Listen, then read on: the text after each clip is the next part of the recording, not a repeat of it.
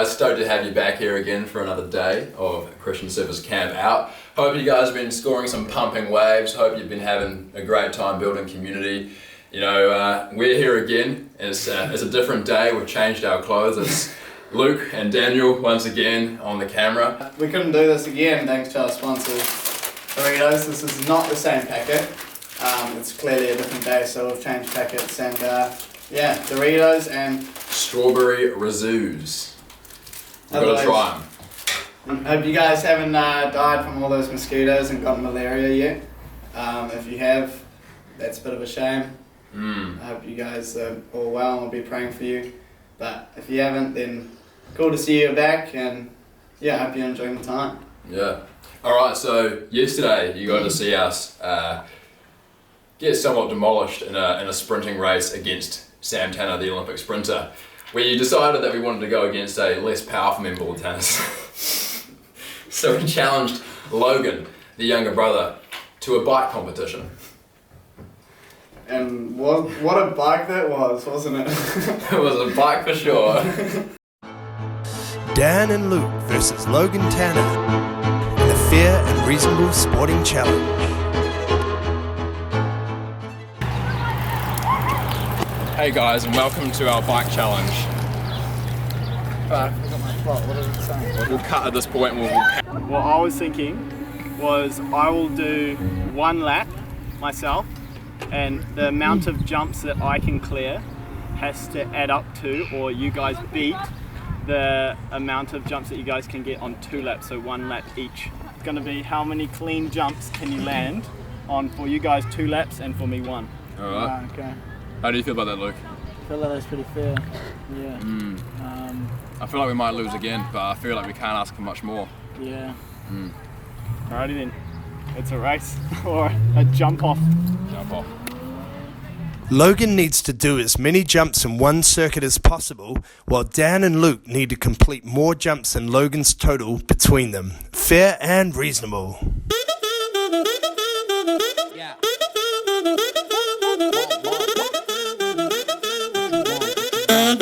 Yeah. We should become one with the wheel.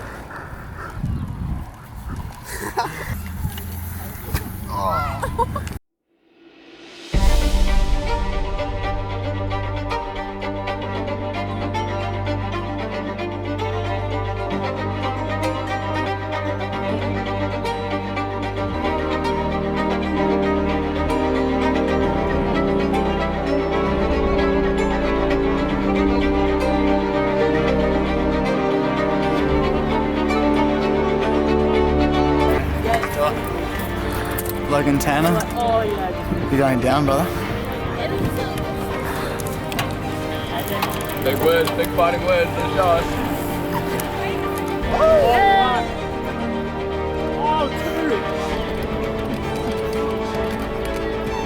So, okay, he's gonna get 3 on the way back on the way.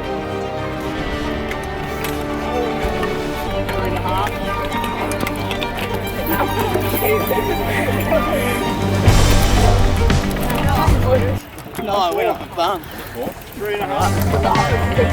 We'll down that half jump. All done, bro. What did I do? 1? We'll say 3.5. Serious?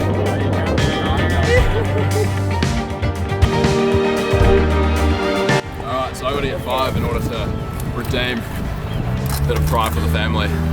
Alright, give it a hiss. Go down. Oh. 2, 3. It's gonna be close. Artless IO. 3.5. Go, son.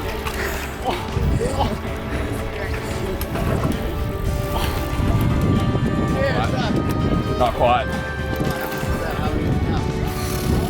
I counted 4. Did you? Yeah. I counted 2 3 half persons. jumps, I think. Yeah, I okay. think we'll give you the 2 halves. Hey, well, either way, you took that one out, bro. Good on you, bro. I went behind you. You're so. I'm gonna give you guys a little bit of a shot of redemption. Oh, yeah? We're gonna do a little bit of a race. Oh yeah, what's the rules for that one, mate? Half a track head start. Dan first and then Luke I'm after. gonna wait Yeah, for a little bit. So once you get to that second jump, I'll start. And then I will start. Ready?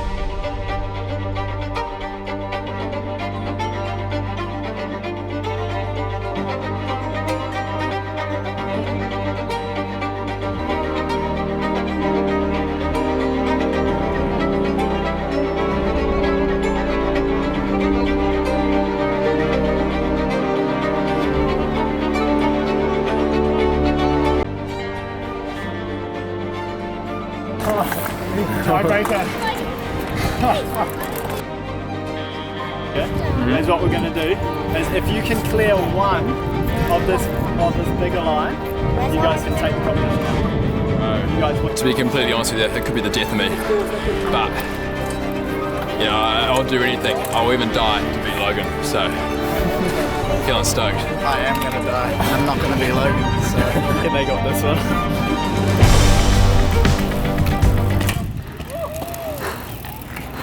Smoothly done.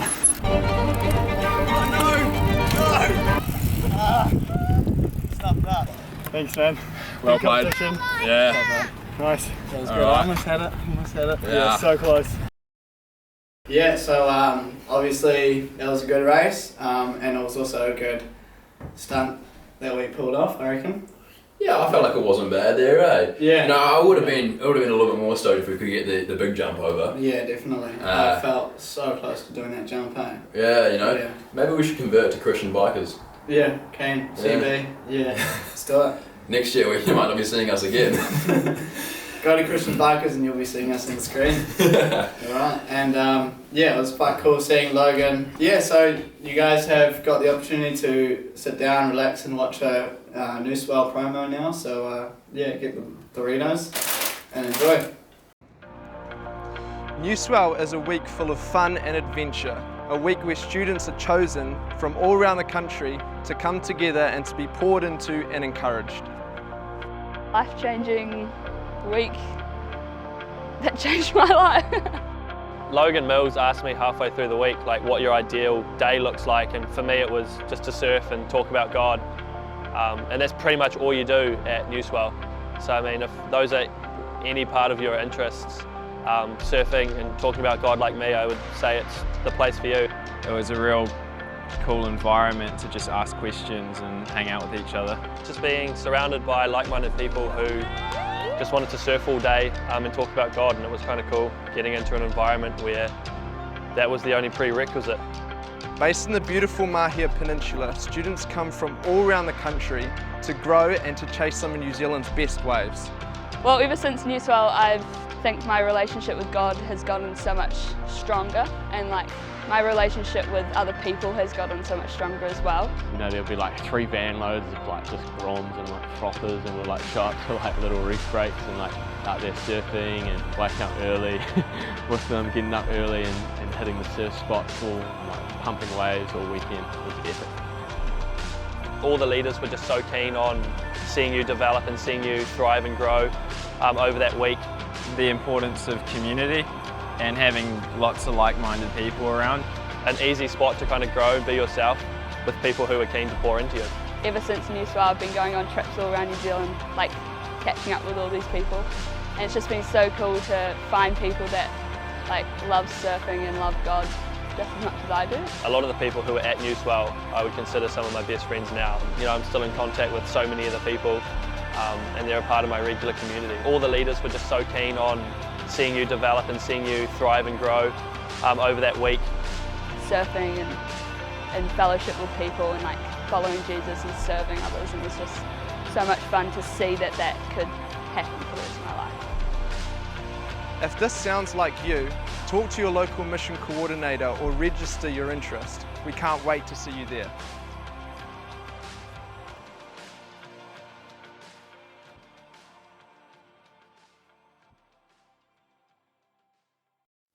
Sweet, that looks epic, and to be honest, that is a glimpse of what Seaside would look like, I think. And yeah, it looks like that it will be in Mahia and Kaikoura. Have you been to those places, bro?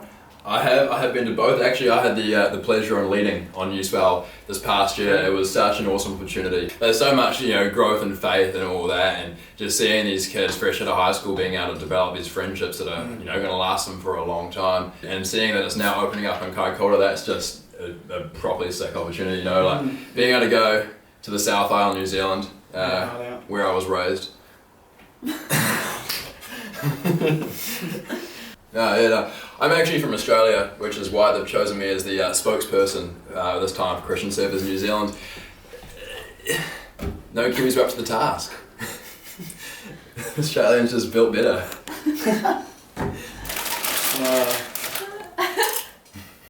How good was Ayla's worship yesterday, right?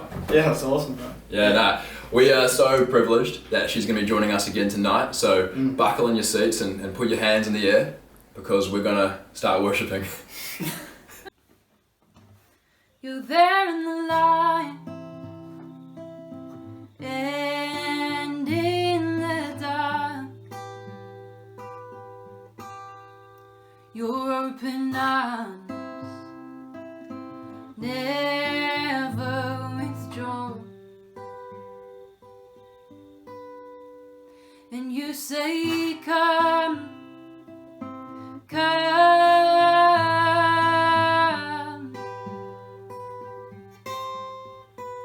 You say, come, come.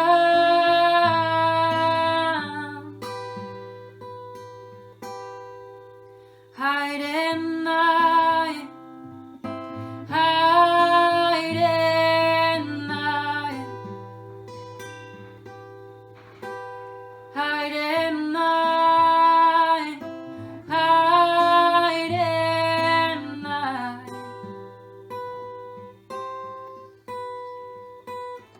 Dip your feet into the water, dip your feet into the water, you'll find me there. I'm the voice in the night, the outstretched hand. Dip your feet into the water, dip your feet into the water, into the water.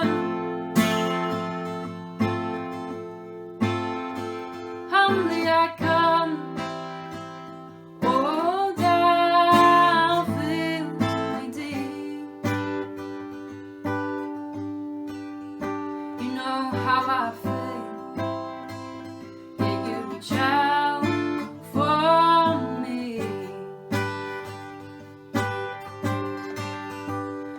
No pause, just pure belief. No pause, just pure belief. No pause, just pure belief. No pause, just pure belief. And you say, come, come.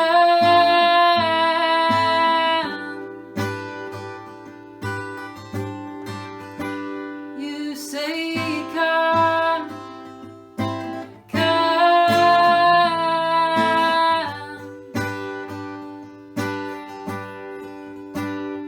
Hide in night, hide in night,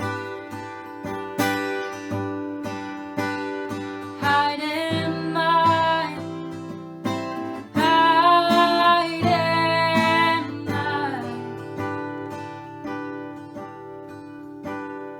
You say, come, come.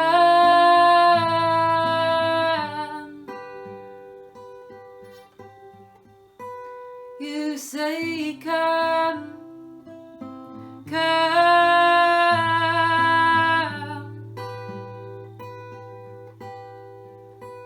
Hide in night, hide in night, hide in night, hide in night.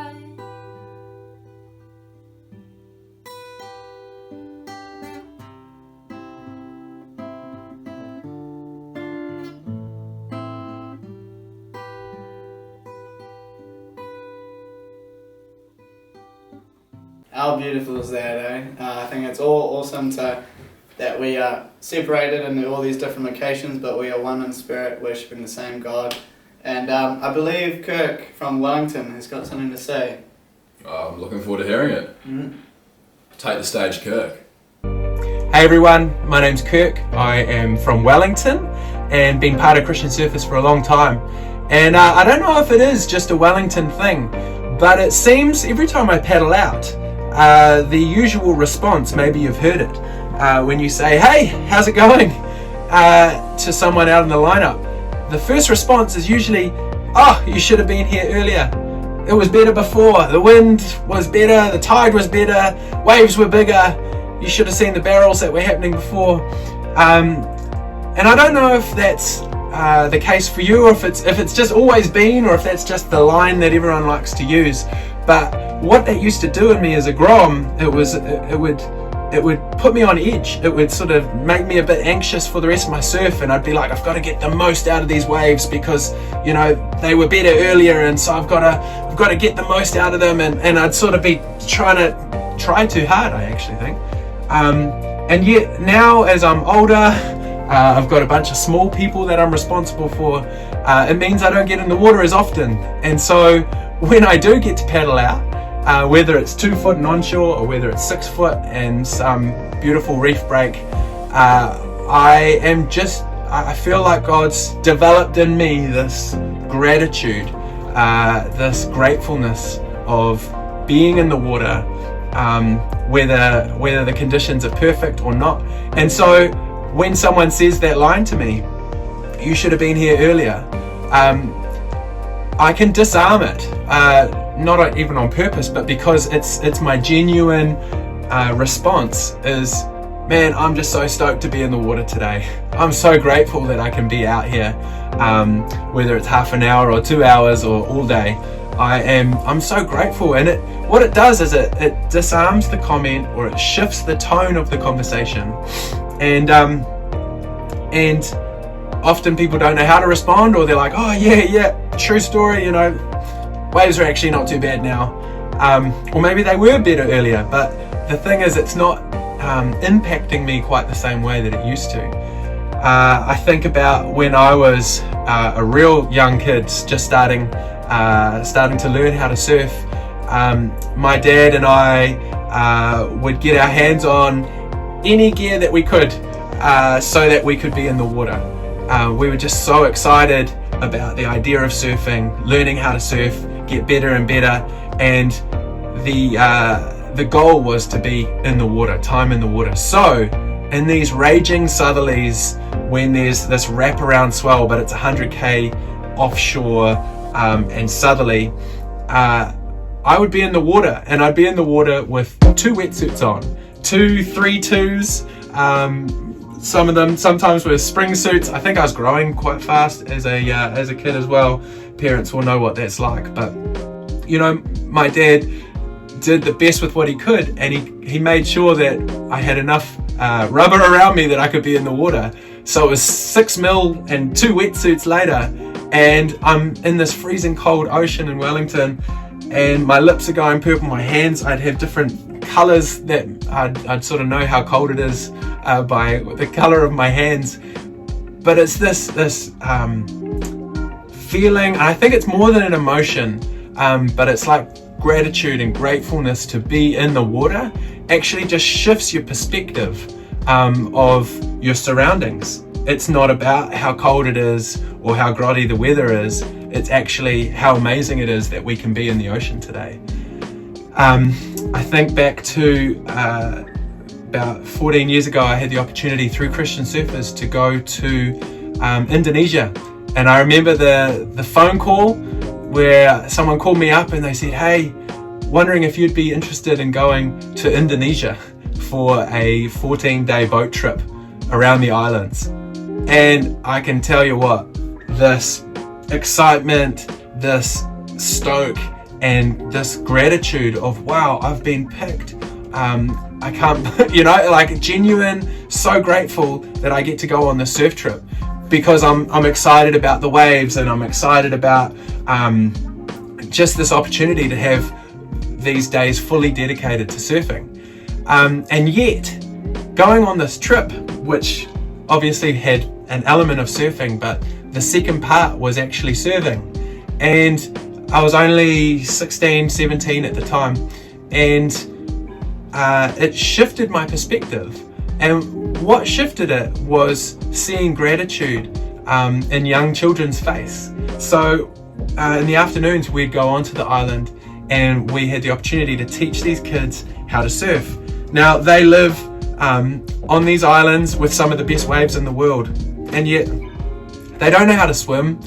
Some of them, they don't know how to surf. And so here we are with a language barrier, but the ability to teach them how to surf. And without needing to have the same language as us, their response was stoke, was excitement, was gratitude.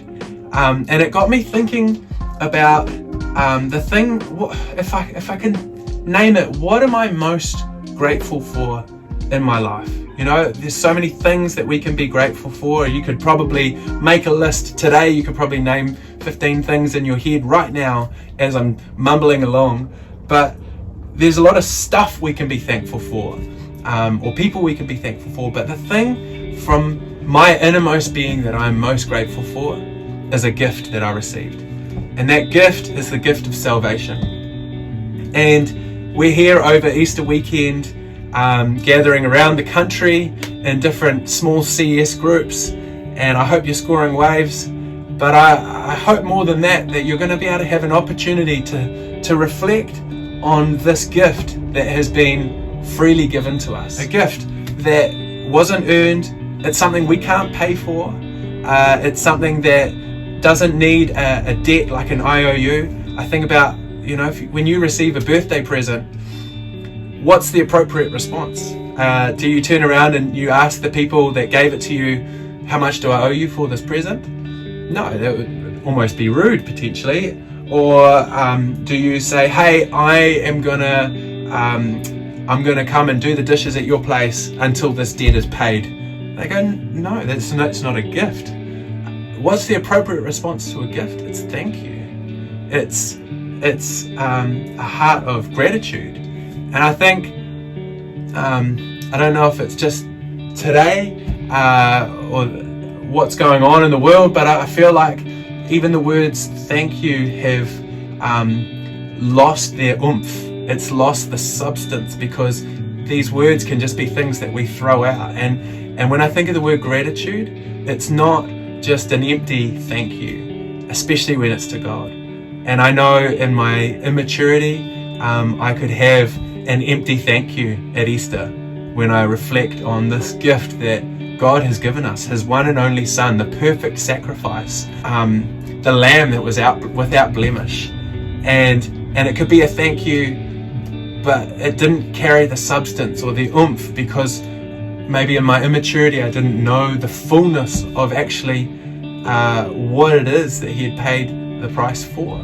And as I've grown in my relationship with God, as I've grown in my understanding, it's like the magnitude of just what God has done, just what Jesus paid for, just what Christ on the cross represents for me. We've got so much to be grateful for.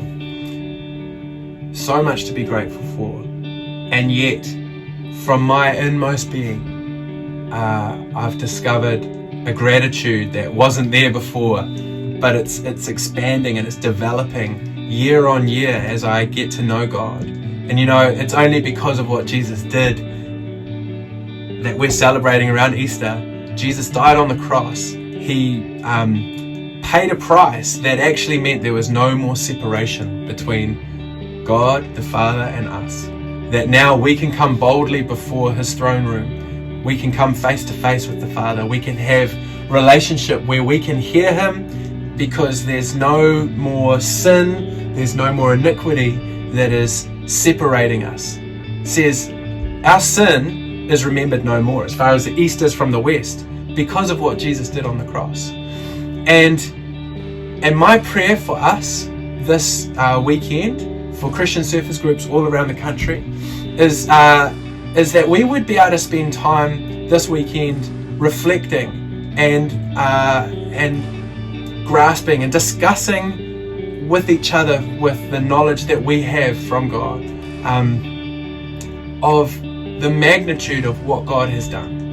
Because I feel like you can grab it and you can go, yes, thank you Jesus for dying on the cross for me, and yet that doesn't get old and it doesn't remain there. It's like and I guess the reason I'm struggling to find the words is because it's something that only the Spirit of God can do. And so my prayer for us is that the Holy Spirit would reveal to us this weekend a greater depth, a greater width, a greater height of His love for you, first and foremost, but the depth that He went to, the magnitude that He went to redeem you. And that's a gift. It's a gift that doesn't require an IOU. It doesn't require works. The Bible is so clear about not being able to work for this gift. It is a free gift. Paul speaks in Romans about that eternal salvation is the gift of God. In Romans 5 he says, again, the free gift. And so if this is a gift, what's our response? And I want to ask us, what's your response to this gift that God has given us this weekend? And I pray for you, I pray with you, that God would open our eyes, open our hearts this weekend to hear Him, and the Spirit would reveal to us the magnitude of this gift, of the goodness of God, and that you would be blessed. And so have an amazing weekend. I pray this encourages you. See you soon. What Kirk's getting at there as well is just this whole concept of gratitude, which is saying that, particularly in this season, as we mentioned yesterday, gratitude is something we've got to hold close to our hearts because God has done so much for us and we need to show gratitude for that. And this is once again just such a great time, a great season to focus on that and remember that. And now we're just going to show you some merch that were Christian surfers made right here in New Zealand, and it looks sick, and yeah, you guys should have a look and see what you like. Yeah, there's Hats, some sick stuff. T-shirts. Yeah. What else? Well, we'll show the film. Yeah. That'll do a better job than us. Yeah, true.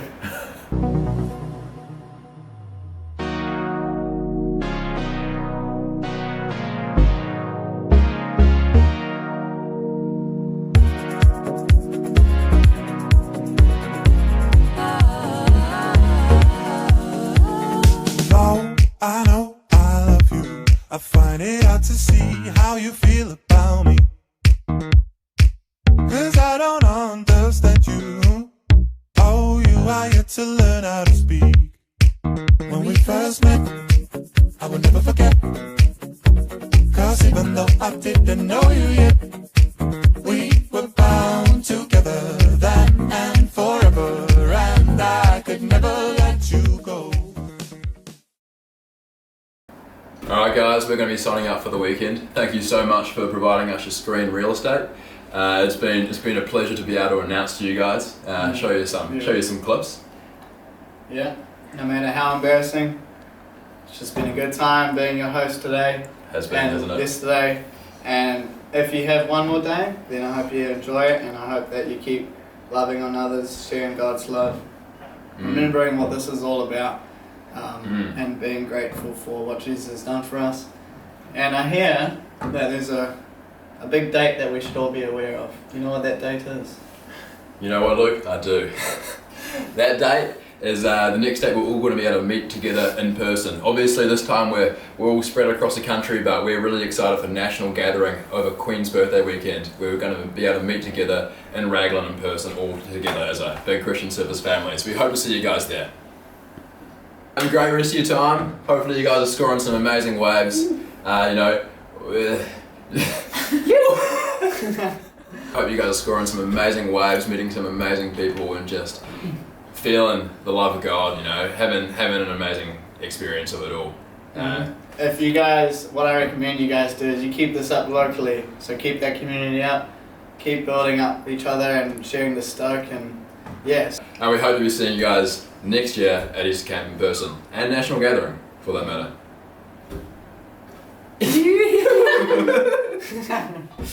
Yeah!